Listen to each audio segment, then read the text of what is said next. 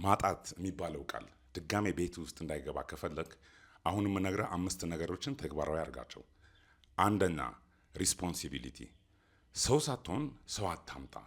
ጄንዚ ቦርጭህና ኪስህ ካበጠ በኋላ የምትወልዳቸው ልጆች ጭምት፣ አስተዋይ እና ፋይናንሻል የተረጋጋ ወንድ ልጅ የሚያሳድጋቸው ልጆች ስለሚሆኑ ቶሎ የመብሰል እድል እንዳላቸው ሳይንስ ይነግረናል።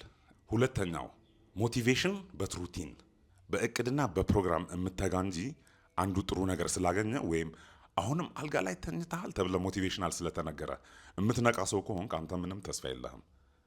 ሞቲቬሽናል ስፒች አደንዛዥ እጽ ሆኖብሃል ማለት ነው። ለዛ ነው እዚህ ቻናል ውስጥ በጭራሽ ሞቲቬሽናል ስፒች የማንወደው።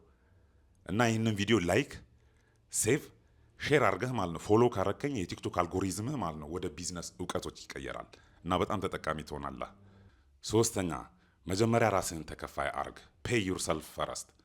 አየህ አካውንት ውስጥ የገባ ብር ያንተ ነው ማለት አይደለም። እና ራስህን የምትከፍለው እንዴት መሰላ? 10,000 ብርም ብትሆን የተከፈለህ ብር መጀመሪያ እቅድ አውጥተህ ማለት ነው ቦታውን ማስያዝ መቻል አለብህ። አለዚያ ለምን 10 ሚሊዮን አይከፈልህም? ያለ እቅድና ያለ ፕሮግራም የምትጓዝ ከሆነ ሳታስበው ተና ነው የምትጠፋው። አራተኛው ወጪህን ፎሎ አፕ አርግ። አናስተውለውም እንጂ ብር ከኪሳችን የሚወጣበት ቀዳዳ በጣም ነፍ ነው እና እነሱን በደንብ አርገህ ኳልኩሌት አርገህ መዝግብና የትኞቹ ቀዳዳዎች መዘጋት እንዳለባቸው እያጠና ሂድ።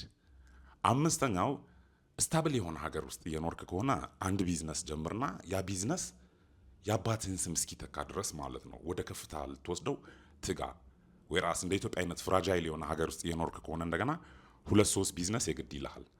ምክንያቱም አንዱ ቢዝነስ በጦርነት ወይም በመንግስት ፖሊሲ ምክንያት ፋክዳፕ ከሆነ ወደ ሌላኛው ትዞራለህ ማለት ነው። ገባህ አይደል? ይመችህ።